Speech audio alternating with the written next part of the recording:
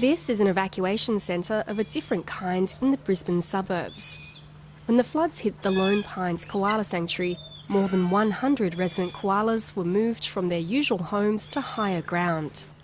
The change to more cramped quarters has been unsettling for some.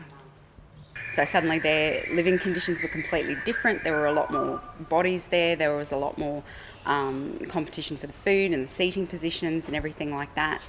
So each one of them had some kind of effect. And for koalas, that's a big deal. They don't cope with big changes in their normal routine.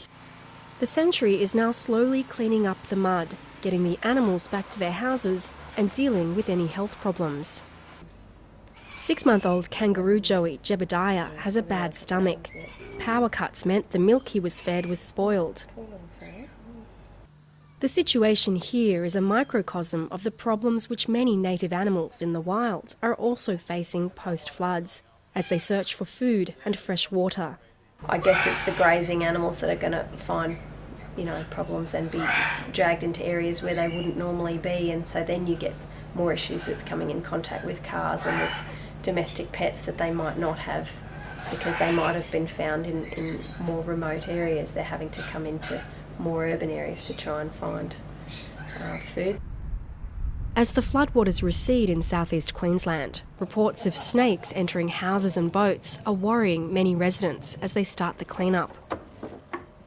But with habitats and breeding grounds destroyed, experts are asking people to have a little compassion. I always think of it from their perspective as well. Their home is gone as well. They rely on the banks of the Brisbane River as a hunting ground as well as a place to reside, so they're going to struggle in a big way. Not just the snakes, so many animals that really utilise the banks of the river for food sources, so it's going to be a difficult time for a lot of animals. Staff at the Wildlife Sanctuary are preparing for a busy time over the next few weeks as people find distressed native animals in the cleanup.